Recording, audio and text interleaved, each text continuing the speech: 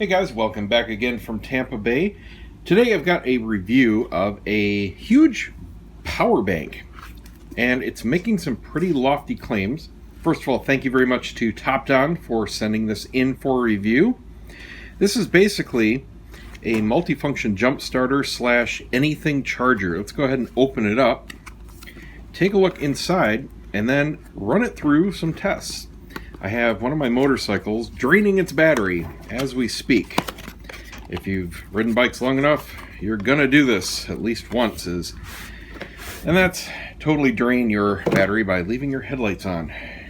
I've done it a couple times, although it's been years, but I'm purposely doing it to my bobber right now so we can test the claims about this being able to jump start a vehicle. Now, on the box, yes, it's a little bit of Chinglish, but it is what it is. They make the claim that you can jump start or charge all these different things. Premium auto start solution. Specifications say output voltage at auto start and 12 volts. Output voltage of 19, 16, or 12 volts. USB output of 5 or 2.1 amp. So that'll give you fast charging for your mobile devices. 300 amps of starting current with a peak of 600. That is amazing, and I'm really wondering what kind of gauge cables they're using on here for that kind of thing. I'll tell you what, if it's just little thin, 14, 18 gauge cables, there's no way I would be comfortable actually jump starting a vehicle with that. And it says it has a life cycle of 1,000 charges. Obviously I can't test that, but that's pretty good for a lithium-ion battery. It's an 18,000 milliamp hour battery. So about the size of all the other power banks that I use for charging, which give me about 3 charges of my iPad, just for comparison. But obviously this is meant more for a big single-time emergency use, more so than just carrying around to charge your devices, because it's a bigger unit, I can tell right away, than the typical little ones. And they give you the output specs here again, made in China.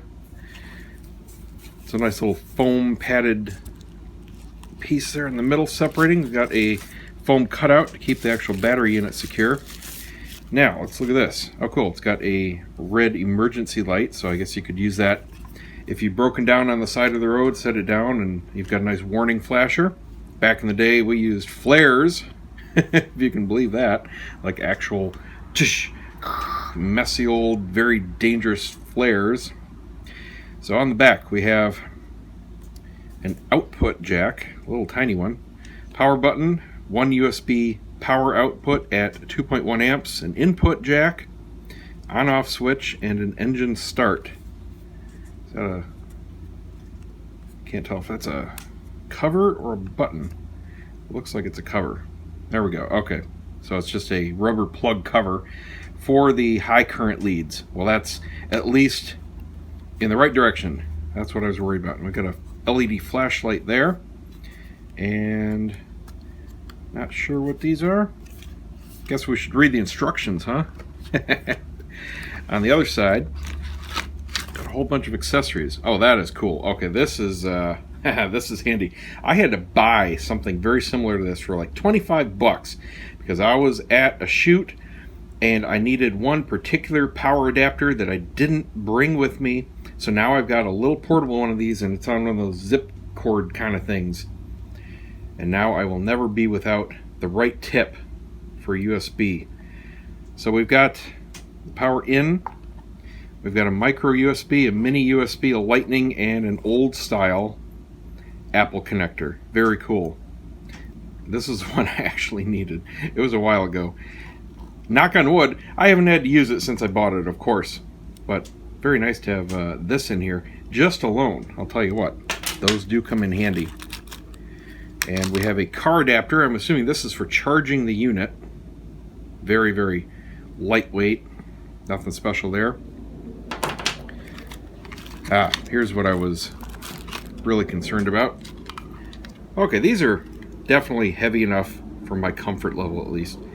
2 large connectors, thick gauge wires, although I can't see the actual copper wire. I don't know how much of this is shielding, but they are like a decent set of jumper cable thickness. Not industrial, not huge.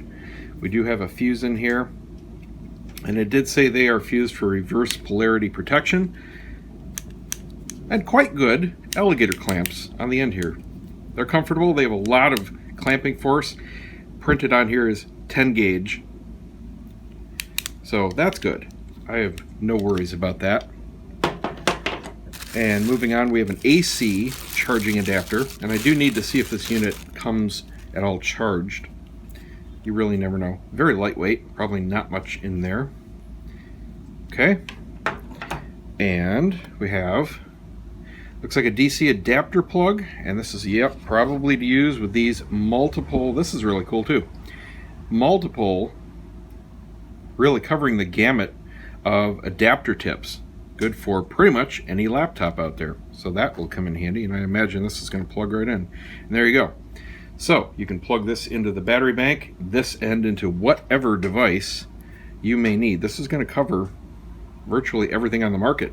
You've got your mobile devices, you've got your laptops, TVs, whatever runs on 12 volt. This is going to be one of the standards. And you have two ways of charging the unit up. Are there instructions? Is this it? We got a certificate of quality, a product data sheet, a warranty card. This is it. Okay. I expected a little bigger book. Read the instruction manual and use product correctly. Yes, I plan to do that. When our car battery is out of power, how can we use this jump starter to start a car? Alright, it says operating instruction. If an auto cannot be started by the storage battery because of various reasons, what I'm setting up right now, because that's the main goal of this unit, is to jump start a vehicle. The starter power supply can exert supernatural effects. Wow, look out for ghosts. At first, inspected electrical quality of start power. Okay, I'm going to paraphrase this. It's too bad. Blah, blah, blah, blah, blah, blah.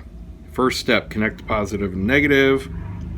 Second step, insert into the battery unit. Third step, turn the auto key to start, shift to start auto. I'm not even going to guess at that. Fourth step, that's funny.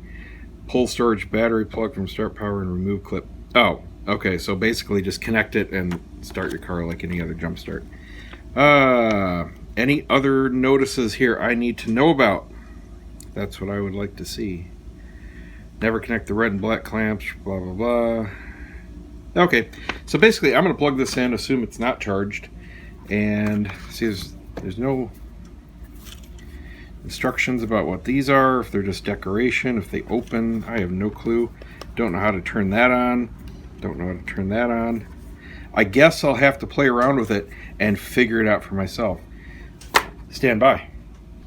Okay, reading the instructions closer and paraphrasing. A couple things you need to watch out for. First of all, it's a little different than what they print. In the instructions and the specs, say the USB is 5 or 2.1. On the unit, it only says 2.1. So, not sure which it's actually going to be. Now here's the basic operation. You've got this on-off switch. You have a very, very dim, I can barely see it here in natural light, power charge indicator. It's showing 2 out of 4 right now as delivered. And it just went out. So I think it goes out once you turned it on. Okay, so it's going to show you your operating charge right there. This power switch is not protected. It's not indented or anything like that. And what that does is change your output voltage between the 12, 16, or 19 volts. You got to be careful about that, man. Because if you're charging something and you've got it on the wrong voltage, you can pick this unit up and accidentally click that button. There's nothing preventing you from doing so. So that just started blinking. Okay, if you double tap the power button, that turns on the red warning light. And it also, is it cycling through there? No, it doesn't. It did it once. Okay, so Double tap turns that on and off. Single click will alternate between, I guess, off. There are no lights on here. I have no idea what it's actually going to be outputting. One goes to 12, another goes to 16, one goes to 19, and then back to no idea. Is that off and that's off? Couldn't tell you. Anyway, I'm going to charge it back up to full power. Probably going to take a couple hours. And I'm going to see if my phone will fast charge. I don't know if I have any devices that require 5 amps. Anyway, we'll test this out. What I'm most interested in is the jump start capability. I'll charge this up, let the motorcycle discharge, and we'll try to jump start it. Woohoo! Well, here's the test. We've got the bike drained. I might have gone a little overboard. Headlight doesn't even really want to come on right now, but the bike will not start. We're in neutral. Nothing. All right, so that's toast. Let's go ahead and connect our battery up. So I've got the unit charged. We're at full bars. I'm going to make sure it's at 12 volts. I'm going to plug in our connector. And it only goes in one way. You've got one circle and one D-shaped connector. Now if you've got a battery like this that's already exposed, that you can get these alligator clips on, that's fine. If not, I suggest installing, and this is something I do to all my bikes pretty much as soon as I get them, install a little direct dongle. I've got mine connected right back here. You can barely see it. And that's really handy for most bikes out there that don't have really easy to get to batteries. So you don't have to mess around with pulling off fairings or anything like that. So let's go ahead and I'm going to switch this off while I connect it. And I'm going to finagle this into position and we'll try to start it. Well, one thing I'm finding right away is these clips are not at all ideal for getting on small battery terminals. It'd probably be fine for a car, you know, there's plenty of room there, but the teeth don't go quite to the end and they come together at quite a steep angle. They just don't want to stay connected at all to these screws, no matter what angle I come at them. Obviously with this particular bike, the seat's in the way, so I can't put them straight down. Even then, they'd really want to slide off because they're angled a bit. So this would be a lot easier with somebody else helping, one person, just to hold these clips onto the bike. Because once you start it, once you even try to start it, the vibration is going to kick these right off. See, they won't grip very easily at all. So I'm going to have to figure something else out here. I do want to find a solution to do this alone. Obviously, having a helper isn't going to be everybody's situation. Okay, there is just no way to connect these alligator clips to these terminals anything but straight down on top of them. So if your battery doesn't have access, you're either going to need a buddy or attach one of these clips, these adapters, ahead of time. Now I've got a second one attached here so that I've got the ring terminals on the other side, and I will attach the jump starting alligator clips directly to these. And these are just plugged into the dongle that I have installed on the bike. If you have a battery tender unit, they usually also come with an adapter with alligator clips on them, which would essentially replace these ring terminals, so you could just go clip to clip. But this is what I have to do on this particular bike, and probably what you're going to have to do on most bikes. So plan ahead for that if you have a hard to access battery. Let's go ahead and connect this up.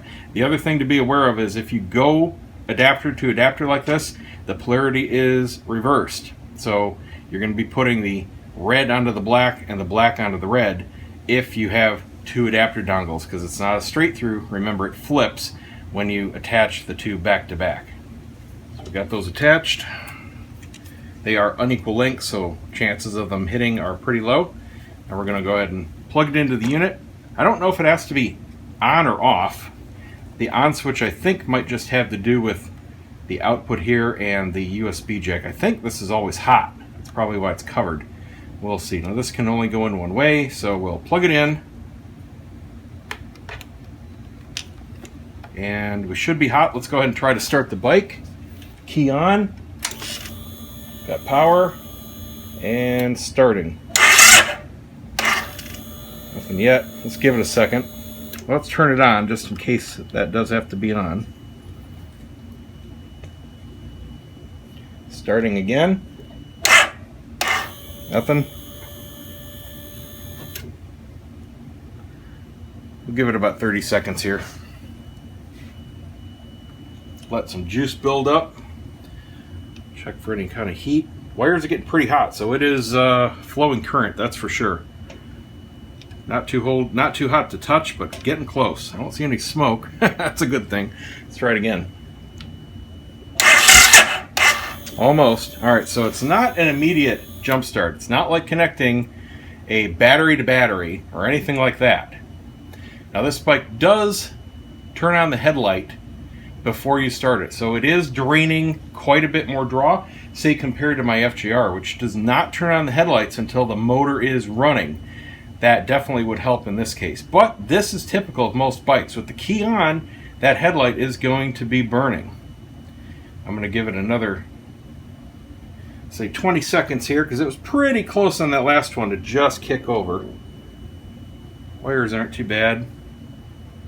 Definitely warm, so it's definitely working. The adapter wires are a little warmer than the jump starter or the alligator clip ones. That's to be expected. All right, let's give it another shot.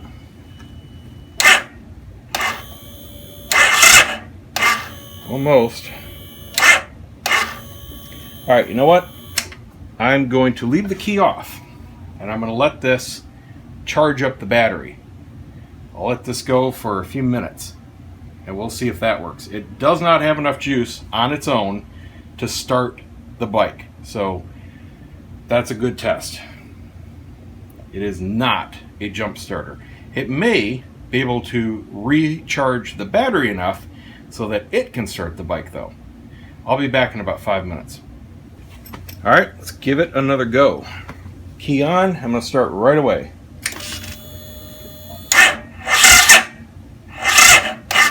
Nothing. Well, that's not too good. I will let it go for 15 minutes. It's about all I can do. If it's not going to start this little 800cc low compression motorcycle engine, it's not going to do much else for any other kind of vehicle. So we'll just let it charge up. Wires are still warm, so it's still flowing. It's still charging, but there is no way in hell this would jump start anything. Maybe it's just a case of bad translation, much like the manual, and they call jump start something other than we here in America call jump start. So we'll see. I'll be back in 10 minutes or 15. And just for confirmation that it's flowing, I'm testing with my multimeter here, and I am confirming that it is slowly charging. It was 11.21, 22, 23, now it just hit 24, 25. Okay, it's been 15 minutes. Let's check our voltage.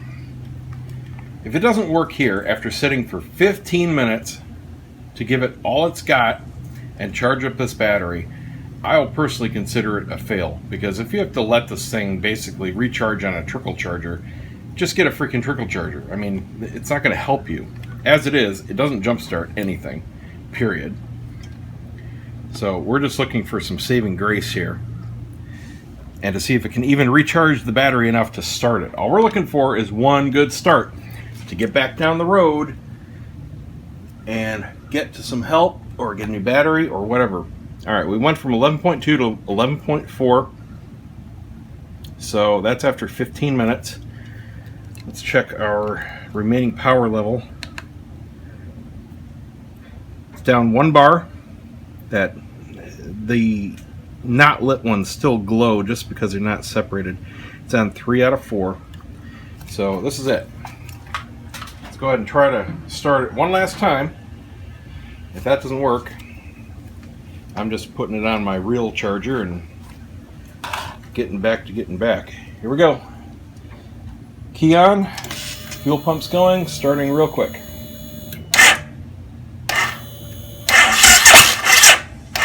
Come on, baby, one. Come on, start.